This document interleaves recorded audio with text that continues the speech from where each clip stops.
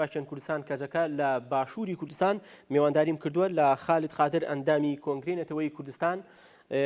بەڕێز خالید ئەم کاتت باش بەخێر بێت، سوپاس بۆ میوانداریکردنت. دەمەوێت لەوە دەست پێ بکەم. هەڵبەت بە درێژایی چەند ساڵی ڕابردوو بە تایبەتی لە ناوەندی ئەم ساڵدا ژمارەیەکی بەرپرسی باڵای کۆمان جڤاتی کوردستان کەجەکە لە باشووری کوردستان کراونەوە ئامانج شەهید کراون. ئایا خوێندنەوەی بەڕێستان چییە؟ بۆچی تا ئێستا لە باشووری کوردستان دەستێک هەیە کە یارمەتی سوپای تورکیا و میتی تورک بە دیاریکراوی دەدات کە دەستیان وا بە ئاسانی دەستیان بگات بەو بە ئەندامان و کادرانی پاکەکە؟ بەڵێ سوپاس بۆ ئێوە. ئەمە بەرەنجامی لە دوای 1996ەوە وەک دەزاندرێت بەدەیان بنکە و بارەگای سەربازی و دەستگای سیخوڕی وڵاتانی دوشمن و تورکیا وەک دوشمنی سەرەکی کوردان بە تایبەتی لە باشووری کوردستان بڵاو بووتەوە و ڕێژەی بنکە سەربازیەکانی دەوڵەتی تورک کە لە ئێستادا زیاد لە 25 مۆڵگەی سەربازی و بەدەیان بنکەی سیخوڕیە کە بەدەیان ناوی جیاجیا لە ناوی کۆمپانیای بازرگانیەوە بیگرە بۆ چەندین مۆڵگەی سەربازی دیار، ئەمانە بە گشتی بەرەنجامی ئەم پلانە داگیرکاریە پردوژمنکاریەی دەوڵەتی تورکیایە کە بۆ تێکشکاندنی ئیرادەی میلەتەکەمان، بۆ شەهیدکردن و بۆ هەموو ڕێگایەکی دوژمنکاری لە بەرامبەر گەلەکەمان کراوەتە ئامانج و ئیشی تێدا دەکات و ئەمەیە دەخوازێ لە ئێستادا میلەتی ئێمە، گەلی ئێمە، گەنجی ئێمە، خەڵکی ئێمە لە سەرخەتێکی نیشتیمانی و نەتەوەیی کۆبێتەوە بۆ وەدەرنانی هەموو ئەو مۆڵگە سەربازی و سیخوڕیانەی دوژمنان بە گشتی و دەوڵەتی تورکیا بە تایبەتی. ئێمە لە کاتێکدا باشووری کوردستان زەمینەیەک بێت بۆ ئەوەی تورکیا لە بواری ئابووری، لە بواری سیاسی، لە بواری سیخوڕی بیکاتە بەشێک لە پلانی داگیرکاری خۆی، بێشک ئەم زیانە بەر خەبات و بەر تێکۆشان و بەربەرخودانی میلەتەکەمان دەکەوێت کە دەیان هەواڵی جوامێر کە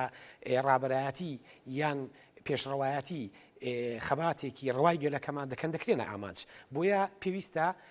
شەهیدکردنی ئەم دوو هەواڵە و شەهیدکردنی هەموو ئەم تێکۆشەرانەی گەلەکەمان بێتە هەوێنێک، بێتە هاندانێک، بێتە پشتگیریەک بۆی خەڵکی ئێمە لە ئاستی خەڵکدا فشارێک دروست بێ، فشارێکی کۆمەڵایەتی دروست بێ لە ناو گەنجاندا، لە ناو تەواوی چین و توێژەکاندا، بەڵێ بۆ دەرکردنی تەواوی بنکە و بارەگا و مۆڵگە و دەستگا سیخوڕیەکانی دوژمنان بە تایبەت دەوڵەتی تورکیا وەک دوژمنی سەرەکی کوردان کە ڕابەرایەتی ئەم دوژمنکاریە دەکات. بەڕێز خالید، هەڵبەت چەند ڕۆژێک لەمە پێش 19مین جڤاتی گشتی کۆنفرانسی جڤاتی گشتی کۆنگرەی نەتەوەیی کوردستان کەنەکە بەڕێوە چوو. لە کۆبوونەوەکەدا هەڵبەت بەڕێزشتان ئامادەی بوون. لەوێ چۆن باس لە هەوڵەکان بۆ بەستنی کۆنگرەیەکی یەکێتی نەتەوەیی کرا بە تایبەتی لەم ڕەوشی کە ئێستا کوردستان تێیدا تێپەڕ دەبێت؟ بە شێوەیەکی گشتی 19مین جڤاتی کۆنگرەی نەتەوەیی کوردستان لەسەر دوو پایە کاری کرد. پایە یەکەمیان پشتگیریکردن لە خەبات و بەرخودانی ڕۆژئاوا و دەرخستنی ئەوەی ئەم هێرش و داگیرکاریە لە بەرامبەر ڕۆژئاوا دەکرێت تەنێ لە بەرامبەر ڕۆژئاوای کوردستانیە بەرامبەر ئەوەی کە دوژمنکاریە بەرامبەر ئیرادەی گەلەکەمان، دوژمنکاریە بەرامبەر هەموو دەستکەوتێک، هەموو سەروەتێک کە پێی دەگوترێ میلەتی کورد، خەباتی کورد، بەرخودانی کورد. بۆیە لێرەدا لە کۆنگرەی نەتەوەیی کە 3 ڕۆژ هینەکە بەردەوام بوو، گفتوگۆیەکی زۆر بە بەشداری ڕێژەیەکی زۆر لە پارتی سیاسی، لە سیاسەتمەدارەکان، لە خەڵکێکی زۆر لە چین و تیاوەژەکان، لە کوردان لە تەواوی دنیا گفتوگۆی زۆر کرا. بۆیە بڵێ پایەی یەکەمی پشتگیریکردن بوو لە خەبات و بەرخودانی ڕۆژئاوای کوردستان لە تەنیشت ئەوە دەرخستنی گرنگی یەکێتی نەتەوەیی بۆ تێکشکان و بۆ بەرەنگاربوونەوەی ئەم پلانگێریە کە کۆنگرەی نەتەوەیی کوردستان لە ماوەی 20 ساڵی خەباتی خۆیدا کار دەکات بۆ دروستبوونی خەتێکی نیشتیمانی، بۆ ئەوەی تەواوی هێزە سیاسیەکان چ لە ئاستی سیاسی چ لە ئاستی کۆمەڵایەتی کۆبینەوە لەسەر خەتێکی نیشتیمانی و تاکە ڕێگا بۆی میلەتی ئێمە بتوانێت شکست بە پلانی دوژمنان بێنێ و تاکە ڕێگا بۆی میلەتی ئێمە بێتە ئەم میلەتەی خەون و خواست و مافەنەتەوەی و نیشتیمانیەکانمان بەدەست بێنین. بێشک ئەم خەتە نیشتیمانیەیە و بۆمان دەرکەوت، یعنی لە ئێستادا زیاتر لە ئاستی خەڵکدا دەرکەوت. ئەوەی بۆ ئێمە گرنگە ئیرادەی میلەتەکەی خۆمانە دەرکەوت. سیاسەتی دنیا هێندەی بازرگانی، هێندەی بەرژەوەندی تایبەت ئاراستەی دەکا، هێندە چەمکێک نییە بە ناوی مافی گەلان و دیموکراسی و مافی مرۆڤ، بەتای ئەوەی بەرژەوەندی بازرگانیە بەداخەوە بەشێکی زۆری سیاسەتی وڵاتان لە شێوە دیارەکەدا بڕێوە دەبات. ئەوەی کە دەمێنێتەوە مێژوو پێمان دەڵێ سەرکەوتنی گەلان ئیرادەی گەلان بووە. سەرکەوتنی بەرخودانی گەلان یەکێتی نەتەوەیی گەلان بووە. بۆیە ئێمە لە قۆناغی ئێستادا زیاد لە هەموو کاتێک پێویستمان بۆ خەتە نیشتیمانی هەیە، پێویستمان بە کۆکردنەوەی کوردان هەیە، پێویستمان بەلا نانی جیاوازیەکان هەیە، پێویستمان بەوە هەیە ئێمە پرسێکمان هەیە. گەلی ئێمە لە بەرامبەر مەترسیدایە، گەلی ئێمە لە بەرامبەر پلانێکی قڕکردندایە، گەلی ئێمە لە بەرامبەر هێرشێکی داگیرکاری دوور لە هەموو پرەنسیپێکدایە. بۆیە هەم لە جڤینەکە بە تەواوەتی تشک خراە سەر ئەوەی لە ئێستادا زیاد لە هەموو کاتێک ئێمە پێویستمان بۆ خەتە نیشتیمانی هەیە و خەباتی کۆنگرەی نەتەوەیی و خەباتی هەموو دامەزراوەیەکی نەتەوەیی بۆ ئەوەیە ئێمە ئەم خەتە نیشتیمانیە بکەینە هەوێنێک، بکەینە ئیلهامێک، بکەینە بەرخودانێک بۆ تەواوکردنی کۆی ئەو بەرخودانەی لە میلەتەکەمان دەگوزارێ بەرامبەر پلانی داگیرکاری. بەڕێز خالید هەڵبەت ئیلهام ئەحمەدیش لە کۆبوونەوەی دوێنێ شەوی ڕابردوو کە لە کۆنگرەسی ئەمریکا بەشداری کردو و خۆی لەوێ بووە، دەڵێ ئەمریکا پێشتر وتێتی خاک و ناسنامەتان ینی دەپارێزم هاوکارتان دەبم کە ڕوبەڕووی جینۆساید و کۆمەڵکوژی نەکرێنەوە. لە عەفرین دەڵێ ئەو بیانووی هێناوەتەوە کە هێزی وا زۆرمان نەبووە بتوانین ڕوبەڕووی ئەودا هێرش و پەلامارانە ببینەوە. ئێستاش بە هەمان شێوە بە چەند ڕۆژێک پێش هێرشەکان دەتوانین بێڵین بە چەند سەعاتێک پێش هێرشەکانی تورکیا بۆ سەر باکوور و ڕۆژهەڵاتی سووریا دۆناڵد ترامپ بڕیار دەدات کە هێزەکانی لەوێ بکشێنێتەوە. ئایا ئەمە ئاماژەیەکی ڕوون نییە بۆ ئەوەی کە کورد نابێت چیدی پشت بە وڵاتانی دەرەکی بەستێت، تەنها پشت بە ئیرادە و هێزی گەلی خۆی بەستێ وەک لە ڕۆژئاوا ئەو دەستکەوتانە بەدەست هاتوون؟ بەدڵنیاییەوە وایە و ئێمە بۆمان شتێکی دی هەیە لە تەنیش ئەم ڕیاکاریە سیاسیی کە بەداخەوە ئێستا دەگوزدرێ، ینی ئەم ڕیاکاریە هێندە زەقا و تەنانەت ئێستا لە نێو دامەزراوە مەدەنیەکانی ئەمریکا، لە ناو خەڵکی ئەمریکا، لە ناو ڕێکخراوی کۆمەڵی مەدەنی ئەمریکا، لە ناو کۆنگریسمانانی ئەمریکا کە دوێنێ بینیمان، مەسەلەن لە ئەوروپا بینیمان و تەنانەت لە کۆنکاری عەرەبی و تا هێندێک هەڵوێستی ناو ئەنجومەنی ئاسایش و نەتەوەیە گرتوەکان و تا ڕادەیەک هەڵوێستێکی دیاری دنیا هەیە ئێستا کە پشگیری ئەم بەرخودانە دەکات لە بەرامبەر ڕیاکاریەکی دیاری سیاسیە کە دوورە لە هەموو بەهایەکی ئینسانی. یعنی ئەوەی من گوتم ئەمە هێندەی بزنسە، هێندەی لای ئەوان پارەم مەطلبە، هێندە مافی مرۆڤ مەطلب نییە، ئامانج نییە. بۆیە ئێمە دەبێت لە ئێستادا گەلی ئێمە ئەوە تێبگا. یعنی کێشەی ئێمە ڕاستی مەسەلەن لە باشووری کوردستان، مەسەلەن لە هەر یەکێک لە پارچەکانی کوردستان ئەوە نییە کە ئەم پارتی سیاسی بەلای کێداشکاوەتەوە و ئەم پارتی سیاسی بەتای ئەوەی هەڕەشەیە لەسەر هەمومان، بەتای ئەوەی دەرکەوت ئێمە کە لە ڕۆژئاوای کوردستان لەو گەمە سیاسیە خوانەکردە زیانمان بەرکەوێ، ئەمە هەر ڕۆژئاوانیە زیانی بەردەکەوێ کە عەفرینمان لە دەست و ئەمە دەرکەوت. ئەم هەر عەفرین نییە، پلانی داگیرکاری دوژمن زۆر لەوە گەورەترا. لە دوای عەفرینەوە دێوە سەرێکانێ، لە دوای سەرێکانێ مەبەستێتی نەک ڕۆژئاوای کوردستان، باشووری کوردستان هەموو شوێنێکی ئیرادەی گەلەکەمان کاتە ئامانج. بەڵێ ئێمە پێویستمان بەو یەکێتێنێتەوەیە و ئەمەیە ئیرادەی ئێمە سەردەخات و ئەمەیە ئێمە دەخاتە بەردەمە و ئاراستەیەی تێبگەین سیاست لە دنیادا بە شێوەیەک دەگوزارێ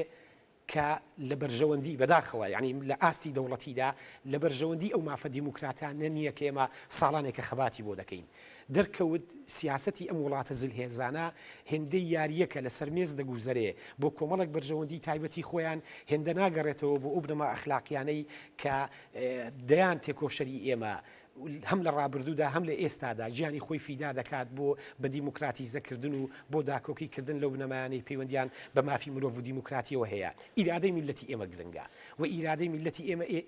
ئێمە سەردەخات و دەبێت جیاوازیەکان وەلا بنین. دەبێت دوجار کوردان وەک لە پەیامەکەی کۆنگرەی نەتەوەیی هاتووە لە ئێستادا کاتیەتی، یعنی ئێستا پێویستمانە لە دەرەوەی ئەم ڕووداوە مەسەلەن ئێستا میلەتی ئێمە داوای ئەوە دەکات. دواتر کە زیان ڕۆژئاوا بکەوێت ئاستی شەقامش ئەوە سەلماندیان لە ڕۆژهەڵاتی کوردستان سەرباری فشاری هێزە ئەمنیەکانی ڕژێمی ئێران گەل بە هەزاران کەس هاتنە سەر شەقامەکان و ناڕەزاییان نیشاندا. لە باشووری کوردستان ژەوەتە ئێستا کەمپینی بایکۆت ڕاگەندراوە، هاوکاری کۆکردنەوە، کەواتە یعنی لەسەر ئاستی کۆمەلگا ڕاستە زەمینەسازیێکی باش کراوە. ڕۆژئاوا ڕۆژهەڵاتە کوردستان یەک وڵاتە. ئەمە کە لە ڕۆژهەڵاتی کوردستان دەگوزارێ بۆ ئەو خەباتە مەدەنیەی ئێستا، بۆ ئەو هزرە نەتەوەیی ئێستا مەسەلەن لە باشووری کوردستان لە بەرامبەر بایکۆت هەیە کە دەبێت ئەم بایکۆتە زیاد لە کەلوپەل ئاستێکی فراوانتر بخۆیەوە بگرێ ینی دەبێت ئەمە بگوازرێتەوە تەنانەت بۆ ئاستە فەرهەنگیەکەش چونکە ئێمە لێمان تێک نەچێ دوشمنی ئێمە هەر لە کاڵا هەر لە سیاست دوژمنایەتی ئێمە ناکە بەتای ئەوەی هونەرمان دەدزێ ئەدەبمان دەدزێ بەتای ئەوەی مەسەلەن لە دەبێت خەڵکی ئێمە هەر لە فیلمێکی تورکی کە بەداخەوە بەشێکی زۆری کەناڵەکانی باشووری کوردستان وەک بەشێک لە تەواوکاری ئەم پلانە داگیرکاریە بەبێ ئەوەی بەخۆیان بزانن بانگەشە بۆ ئەم هزرە پردوژمنکاریە دەکەن دەبێت ئەمە فراوان بکرێ بڵێ ئێستا لە ناو خەڵکدا لە باشوور لە باکوور لە ڕۆژهەڵات لە ڕۆژئاوا هەستێکی نەتەوەیی گەورە هەیە و ئێمە دەتوانین ئەم خەتە نیشتیمانیە خاوەنداریەتی بکەین و کۆنگرەی نەتەوەیی کوردستان کە لەوێ گفتوگۆمان کرد کە خۆی خاوەنداریەتی ئەم حەڕەکە جەماوەریە دەکات و دەبێت ئەم حەڕەکەیە هەمومان بەی خۆمانی بزانین و هەمومان پشتگیری بکەین و بیگوازینەوە وە گوتم نەک تەنێ لە ئاستە سیاسیەکەی بگرە لە ئاستە کللتوریەکەشیدا بەرەنگاری ئەم پلانگێریە بینەوە لە ئاستە هونەریەکەی بەرەنگاری بینەوە لەو ئاستە بەرەنگاری بینەوە کە خەڵکی ئێمە تێبگا دوژمنی ئێمە مەسەلەن تورکیا وەک دوژمنی سەرەکی کوردان تا چەند دژایەتی میلەتی ئێمە دەکات لە ناوی لە ناسنامەی لە مێژووی لە کەسیەتی لە شکۆی لە بەهای یعنی ئێمە هەر دوژمنایەتیەک نییە لە بەرامبەر بەشێک لە خاکی کوردستان کە ڕۆژئاوای کوردستانە و خاوەنی خۆسەری و خۆبەڕێوەبەریەکە کە لە ئاستی ڕۆژهەڵاتی ناوەڕاستدا نمونەیەکە و ڕۆژئاوا هیچ کاتێک جگە لە دەستکەوت مەترسینە بۆ سەر هیچ شوێنێک ئێستا کە ڕۆژئاوا دەگیرێتە ئامانج ئەمە شکۆی میلەتی ئێمە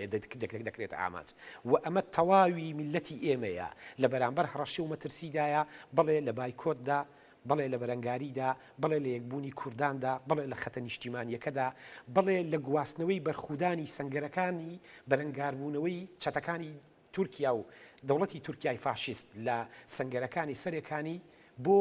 بەرخودانێکی تری ناو خەڵک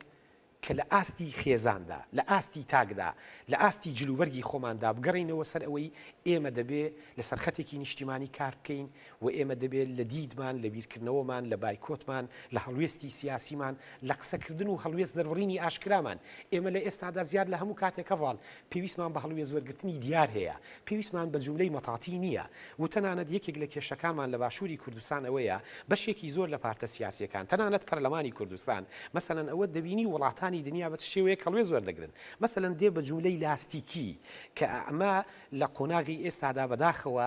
ئەوە دەخوازێت هەڵوێستی زۆر ڕەوانتر هەڵوێستی زۆر ئاشکراتر هەڵوێستێکی زۆر نیشتیمانیانەتر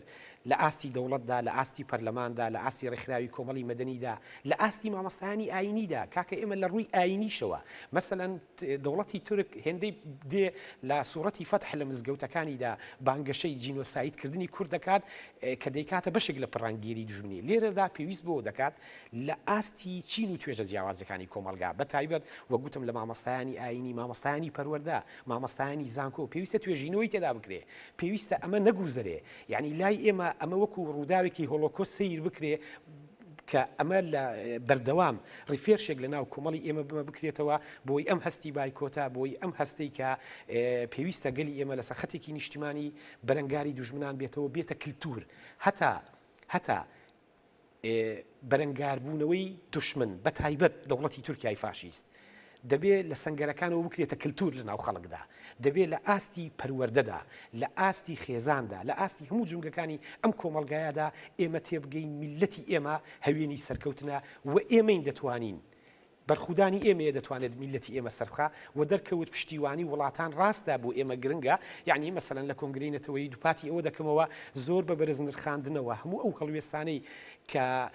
پشتگیریان لە دۆزی ڕەوای گەلەکەمان کردووە بەرز نرخێنراون و داوا کراوە ئەم پشتگیریە لە ئاستێکی فراوانتردا فراوان بکرێ بەڵام میلەتی ئێمە ئەرکێکی قورستری لەسەرشانە ڕاستی هەمومان دەبێ وا هەست بکەین لە سەنگەرین و دەبێ ئەم سەنگەرە بگوازینەوە بۆ خەباتی کۆمەڵایەتی سیاسی ئابووری و بەرخودان بێتە ژیان کە دەڵێن بەرخودان ژیانە واتە بەرخودان هەر لە سەنگەردا نەبێ بگرە لە ئەخلاقیەت و لە کەسیەتی و لە پەروەردە و لە هەڵوێستی تاک بەتاکی هاوڵاتی میلەتی ئێمەدا بێت کە بەدڵنیاییەوە ئەم خەتە نیشتیمانیە میلەتی ئێمە سەردەخات. خالد قادر ئەندامی کۆنگرەی نەتەوەیی کوردستان سوپاس بۆ میوانداریت. سپاس بۆیەوە. بەردەوام دەبین فەرماندەی گشتی هێزەکانی سووریای دیموکرات قەسەدا ڕایگەیاند کە مەزلوم عەبدی لەسەر چەند خاڵێکی ڕێکەوتنەکەی نێوان ڕووسیا و تورکیا تێبینی